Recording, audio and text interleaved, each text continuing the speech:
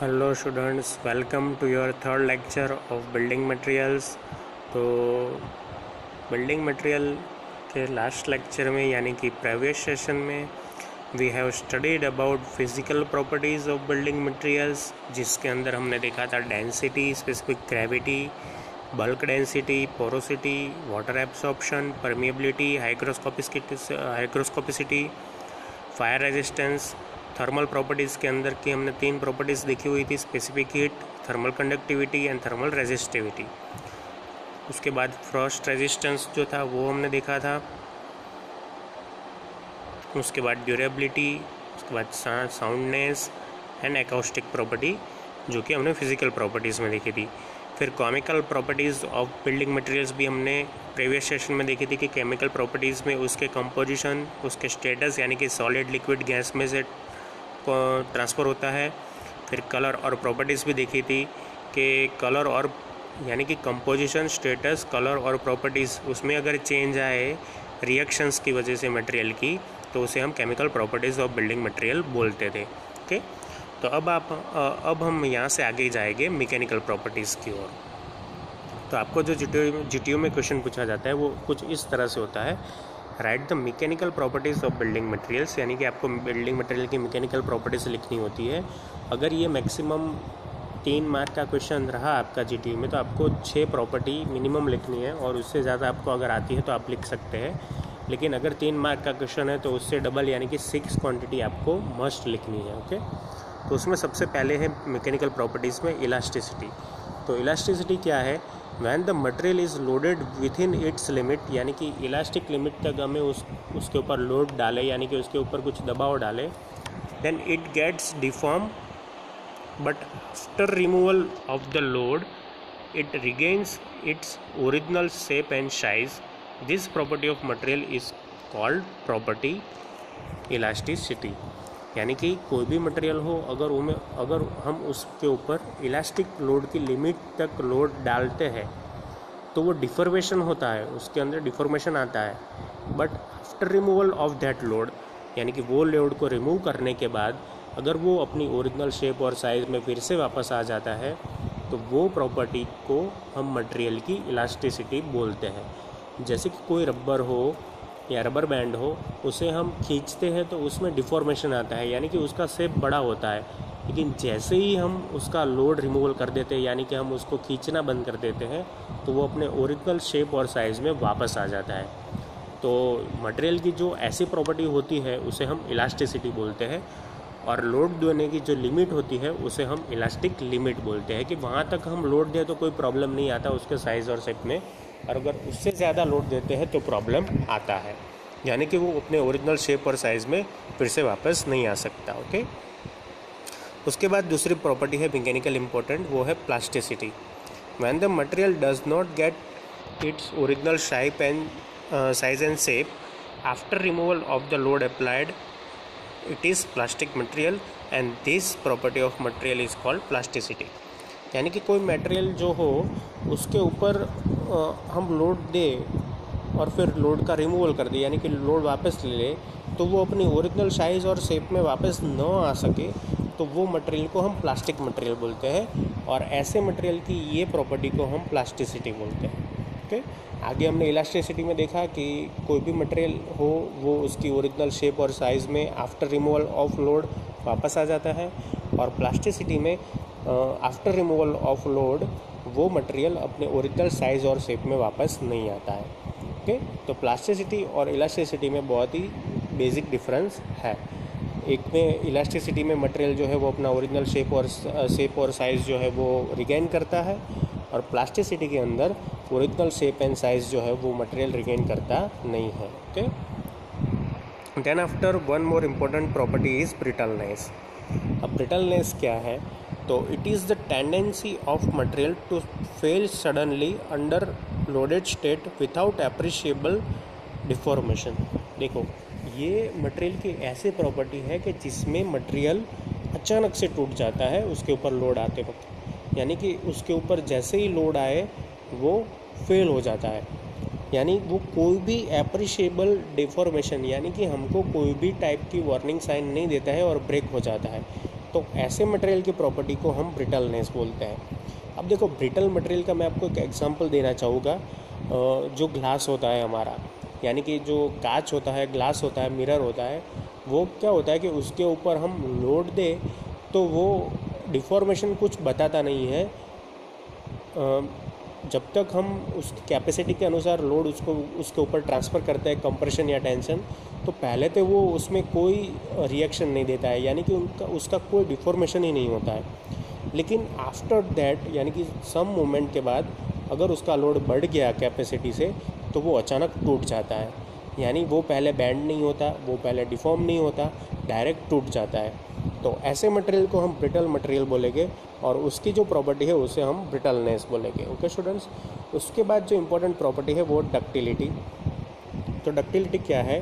Tendency of a material to deform more and more without failure under sudden loading.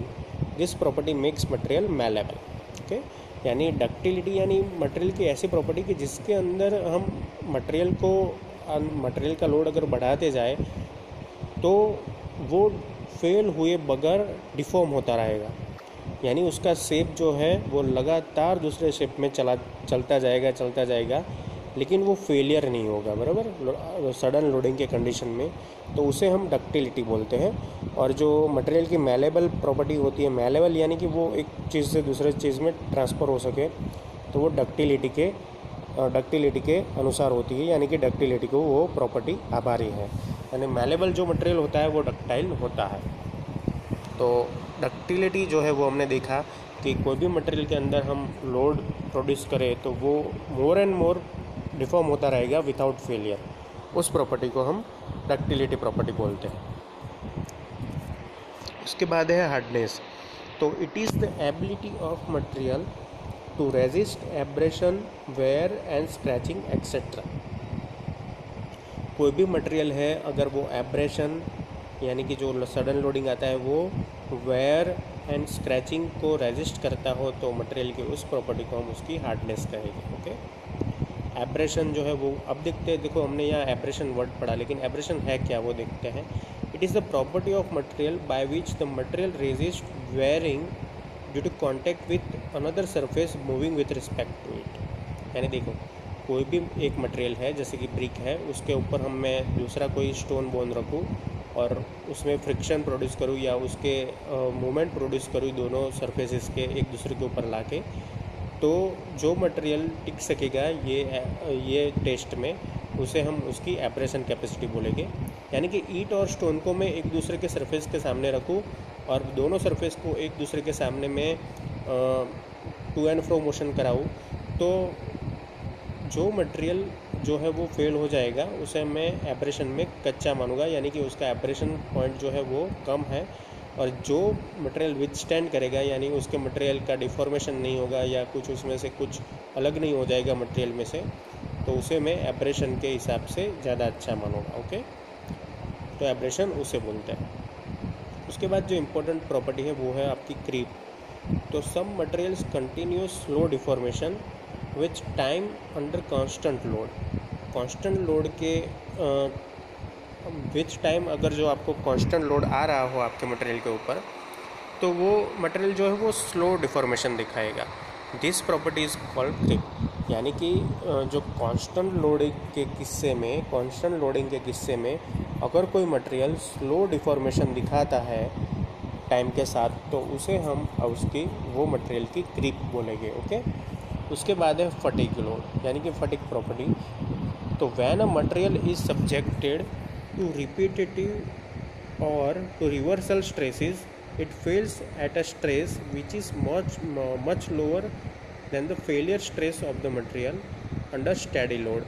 This type of failure is due to fatigue. Fatigue में क्या होता है, देखो मैं simply समझा देता हूँ कि कोई भी मटेरियल को अगर हम रिपीटेटिव और रिवर्सल स्ट्रेसेस, रिपीटेटिव लोड यानी कि देखो पहले 10 किलोन्यूटन लोड आता है, फिर लोड गायब हो जाता है, फिर 10 किलोन्यूटन वापस से आता है, फिर गायब हो जाता है, फिर अचानक इम्पैक्ट से 50 किलोन्यूटन अगर लोड आ जाता है, तो उसे हम रिपीटिव या रिवर्सल स्ट्रेसेस बोलते हैं। तो रिपीटिव और रिवर्सल स्ट्रेसेस के किस्सों में कोई मटेरियल जो होता है वो उसकी स्ट्रेंथ कैपेसिटी से पहले ही ब्रेक हो जाता है या फेल हो जाता है। अगर उस पे जो स्टेडी लोड 10 किलो न्यूटन का आता है तो वो रेजिस्ट कर सकता है, लेकिन रिपीटेटिवली और रिवर्सली अगर 10 किलो न्यूटन लोड आता है तो वो फेल हो जाता है। तो वो जो फेलियर होता है कि जो रिपीटेटिव लोड से हुआ, उसे हम फटिग प्रॉपर्टी बोलते हैं। ओके, तो फटिग में खाली 2 ही वर्ड याद रखने के, रिपीटेटिव लोड और रिवर्सल स्ट्रेसेस। ओके, ये दोनों की वजह से स्टेडी लोड के कंडीशन में जो मटेरियल 10 किलो न्यूटन में यानी कि कोई भी लोड पे ब्रेक होता है, लेकिन उससे कम लोड में भी सडन लोडिंग के या रिपीटेटिव लोडिंग के किस्से में वो फेलियर हो जाता है। तो रिपीटेटिव या रिवर्सल स्ट्रेसेस की वजह से जो मटेरियल में जो डिफॉर्मेशन होता है या वो ब्रेक होता है, तो उसे हम वो फेलियर को फटिग फेलियर बोलते हैं। ओके, उसके बाद देखते हैं toughness of material, ability of a material to resist impact and abrasion. कोई भी मटेरियल इम्पैक्ट और एब्रेशन को कितना रेजिस्ट कर सकता है, उसकी प्रॉपर्टी को हम टफनेस बोलते हैं। टेनासिटी जो होता है वो है ability of material to deform without breaking, यानी कि ब्रेकिंग के सिवाय अगर जो मटेरियल डिफॉर्मेशन दिखाए, ब्रेकिंग होने से पहले अगर डिफॉर्मेशन दिखाए तो उसे हम उसकी टेनासिटी बोलते हैं। फिर soundness, it indicates the resistance of material against volume changes. देखो, वॉल्यूमेट्रिक चेंजेस हमने आगे भी दिखा हुआ था, तो उसमें क्या है कि कोई भी मटेरियल है वॉल्यूम चेंजेस के सामने कितना रेजिस्टेंस दिखाता है, यानी कि वो अपना जो वॉल्यूम है वो कितना चेंज नहीं कर सकता है, वो प्रॉपर्टी को हम साउंडनेस बोलेंगे। अब साउंडनेस प्रॉपर्टी कैसी है कि साउंडनेस में जितनी कम वैल्यू आए उतना अच्छा है।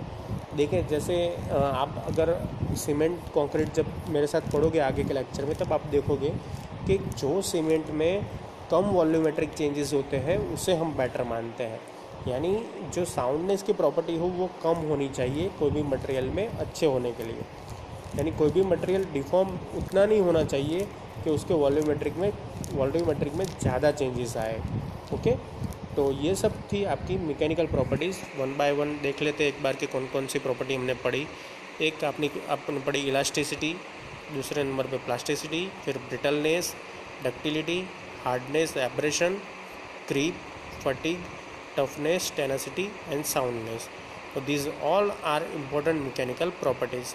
You have to write at least 6 properties in 3 marks questions of GTU. Okay? GTU के 3 मार्क के क्वेश्चन में आपको मस्ट 6 प्रॉपर्टी तो लिखनी ही है। ओके, तभी आपको मार्क मिलेंगे 3। उसके बाद जो क्वेश्चन है वो आता है, state the points to be considered while selecting a material for the given item और factor affecting selection of material for a given project. नहीं, ये क्वेश्चन आपको 2 तरीके से पूछ सकते हैं। पहला जो तरीका है वो state the points to be consider while selecting a material for a given item. कोई भी मटेरियल के लिए पॉइंट्स हमको क्या कंसिडर करने हैं वो ध्यान रखना है। उसके बाद factors affecting selection of material for a given project. कोई भी गिवन प्रोजेक्ट के लिए मटेरियल का सिलेक्शन कैसे कर सकते हैं उसके फैक्टर हमको यहाँ दिए हुए हैं। ओके, तो वो देखते हैं। Every material has its oven good और बैड पॉइंट्स। कोई भी मटेरियल होते हैं उसके गुड और बैड पॉइंट्स होते हैं। The material selected should prove to be most appropriate one as compared with its other alternatives. Okay, कोई भी मटेरियल जो हम सिलेक्ट करते हैं वो कैसा होना चाहिए कि मोस्ट अप्रोप्रिएट वन होना चाहिए, यानी कि हमारे पास जो भी अवेलेबिलिटी हो उसमें से सबसे बेस्ट होना चाहिए विथ इट्स अदर ऑल्टरनेटिव्स, यानी कि अदर ऑल्टरनेटिव से सबसे बेस्ट मटेरियल हमें चूज़ करना होता है अपने सक्सेसफुल प्रोजेक्ट कंप्लीशन के लिए। ओके, अब उसके बेस्ट होने के बावजूद और कौन कौन सी प्रॉपर्टीज़ है या कौन कौन से फैक्टर्स हैं वो हमको देखने हैं, वो आपको लिस्ट में यहाँ दिए हुए हैं। सबसे पहला है क्वालिटी, फिर अवेलेबिलिटी, फिर ड्यूरेबिलिटी, उसके बाद strength, workability, appearance, transportation, climate, modern technology and speed of construction. तो ये सब पॉइंट्स हमको ध्यान में रखने हैं। तो सबसे पहले देखते हैं क्वालिटी। तो material should possess the required quality. अब देखो, क्वालिटी का मीनिंग ये नहीं है कि सबसे हाई क्वालिटी वाला मटेरियल ही यूज़ करो। Depend on uses we can use different quality of material. हम अगर लो कैपेसिटी का कोई भी स्ट्रक्चर बनाते हैं तो उसमें लो ग्रेड की सीमेंट चलती है, लो ग्रेड का कंक्रीट चलता है। क्यों? क्योंकि उसमें इतना ज़्यादा रिक्वायरमेंट नहीं होता। Selection of the best material for ordinary job में प्रूव टू बी अनइकोनॉमिकल। देखो ये सबसे पहले ध्यान रखना है कि अपना स्ट्रक्चर जो है वो अनइकोनॉमिकल नहीं होना चाहिए। अनइकोनॉमिकल यानी कि जो है उसका फाइनेंस व्यू हमको ध्यान में रख के आगे बढ़ना होता है। कोई मटेरियल में अगर हम ज़्यादा गुड क्वालिटी प्रीफर करते हैं तो उसका इकोनॉमिकल जो खर्चा होता है वो बढ़ जाता है और वो हमारे स्ट्रक्चर के लिए अच्छा नहीं है। क्यों अच्छा नहीं है? क्योंकि हमें वहाँ उतनी क्वालिटी चाहिए ही नहीं। Okay, hence material of the required quality is appropriate one, यानी मटेरियल जो है वो क्वालिटी कैसी चाहिए उसके ऊपर डिपेंड करता है। ओके, फिर availability, material selected should be always available as and when required. Material हमें जब चाहिए जहाँ चाहिए अवेलेबल होना चाहिए। Purchase of material is normally done stage wise to avoid huge amount of investment and problems of safe storage of material। यानी material जो है वो जब ज़रूरत पड़े तब परचेस करना चाहिए। ऐसा नहीं कि हम पहले से स्टॉक करके रख दें, क्योंकि उसमें क्या होता है कि स्टोरेज का प्रॉब्लम होता है। जैसे कि आप समझ सकते हैं कि अगर सीमेंट हम यूज़ करते हैं और पूरे साइड की सीमेंट एक ही जगह पे और एक ही टाइम हम ला देते हैं तो फिर क्या होगा कि सीमेंट में भेज की वजह से या मॉइस्चर की वजह से उसमें गट्टे बनना चालू हो जाएगा, यानी कि उसमें लम्प्स बनना चालू हो जाएगा। तो वो हमें एक ध्यान रखना है।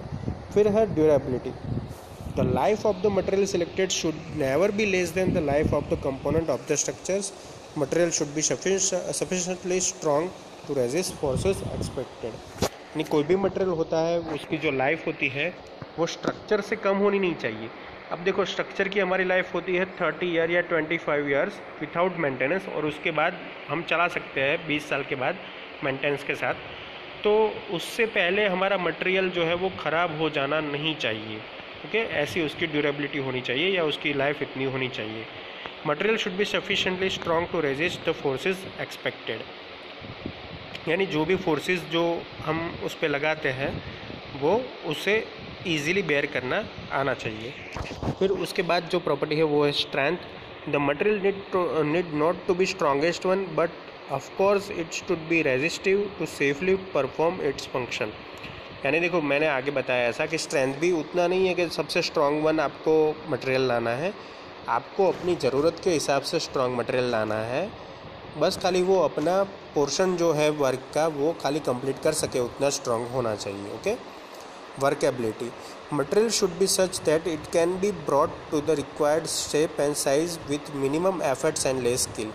देखो ये सबसे इम्पोर्टेंट है वर्केबिलिटी, यानी कोई भी मटेरियल जो है वो रिक्वायर्ड साइज़ और शेप में आपको मिलना चाहिए without minimum efforts and less skill, तभी वो वर्केबल मटेरियल होगा, यानी कि हम अपने हिसाब से यूज़ कर सके ऐसा मटेरियल होना चाहिए।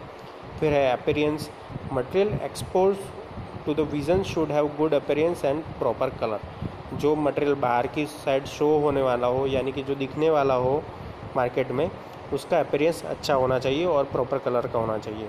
Transportation, locally available material saves transportation, packing and handling charges. कोई भी मटेरियल अगर आपको लोकली अवेलेबल होता है तो उसका यूज़ पहले कीजिए क्योंकि वो आपको ईज़ रहेगा। No breakage during transportation, transportation में उसका ब्रेकेज नहीं होता, तो एक वो पॉइंट ध्यान में रखना चाहिए। फिर क्लाइमेट के अंदर material should suit with climate conditions, material climate condition के साथ मैच करना चाहिए। उसके बाद है modern technologies, technology is fast advancing, using of new materials proves to be economical in place of old one. Technology जो है अब जल्दी से एडवांस हो रही है, यानी अगर ओल्ड मटेरियल के सामने हम कोई मॉडर्न मटेरियल यूज़ करें तो वो हमारे लिए बेटर रहेगा। ओके, उसके बाद है speed of construction, selection should be made considering the ease and rapidity in execution.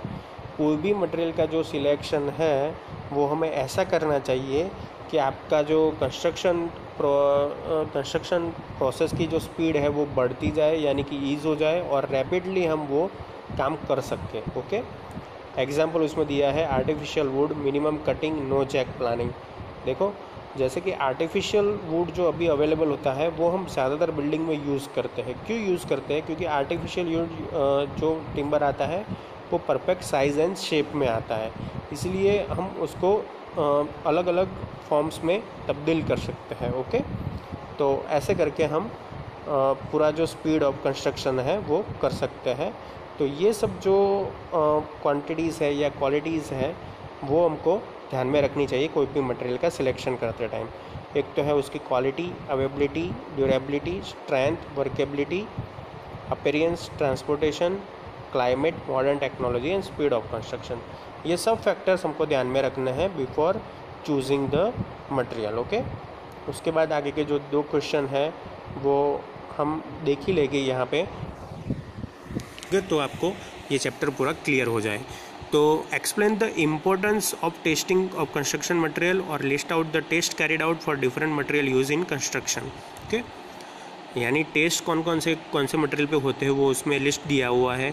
BRICS के ऊपर जो होते हैं जनरल क्वालिटीज़ के टेस्ट होते हैं, डायमेंशन टेस्ट होते हैं, एफ्लोरेंस टेस्ट होते हैं, वाटर एब्सॉर्प्शन टेस्ट होता है, स्ट्रेंथ और रैपिज का टेस्ट ब्रिक्स के ऊपर होता है। आपको ये सब नाम ऐसे टेबुलर फॉर्म में याद रखने होंगे। स्टोन के ऊपर acid attrition, crushing, freezing, thawing, hardness, impact और वाटर एब्सॉर्प्शन टेस्ट होता है। लाइम के ऊपर फिजिकल प्रॉपर्टी, एसिड, हीट, बैलिस्ट और लाइमस्टोन ऐसे टाइप के टेस्ट होते हैं। सीमेंट के ऊपर fineness, setting time, compressive strength, soundness, heat of hydration, tensile strength, consistency ऐसे टाइप के टेस्ट कैरिड आउट होते हैं। और कंक्रीट के ऊपर grading of concrete, grading of aggregate, water cement ratio, workability and slump. इसमें से देखो कंक्रीट, सीमेंट और ब्रिक, ये तीनों के टेस्ट आपको मोस्ट इम्पोर्टेंटली याद रखने हैं। ओके स्टूडेंट्स, फिर उसके बाद हमने मिसेलेनियस मटेरियल का एक लिस्ट बनाया है जिसमें aggregate, fly ash, glass, bitumen, brass, bricks, cement, concrete, copper, rubber, sand, steel, lead, lime, lubricants, mortar, oil paints, plastics, aluminium, asbestos, asphalt, stones, tar, tiles, varnish, water, wood and resins materials. तो ऐसे type के आपको materials दिए हुए हैं as a miscellaneous material. Okay, तो आपके last 2 question है वो सबसे इजी है, आपको खाली टेस्ट के नाम याद रखने हैं, उसमें से भी ब्रिक, सीमेंट और कंक्रीट के ज़्यादा नाम याद रखने हैं। फिर मिसेलेनियस मटेरियल आपको कंस्ट्रक्शन में दिए हुए हैं। ओके, तो आज के लेक्चर में हमने पढ़ा कि आपकी मैकेनिकल प्रॉपर्टीज़ जो होती है वो कौन कौन सी होती है। उसके बाद आपको कोई भी मटेरियल सिलेक्ट करना हो तो कौन कौन से फैक्टर आपको याद रखने चाहिए। फिर उसके बाद का क्वेश्चन था कि कौन कौन से मटेरियल के ऊपर कौन कौन से टेस्ट कैरिड आउट करने पड़ते हैं। और लास्ट वन जो था आपका मिसेलेनियस मटेरियल का था कि कौन कौन से मटेरियल मिसेलेनियस मटेरियल आप यूज़ कर सकते हैं। ओके, तो ये आपका पूरा इंट्रोडक्शन चैप्टर था, आपका इंट्रोडक्शन यूनिट था जो यहाँ पे फिनिश हुआ है।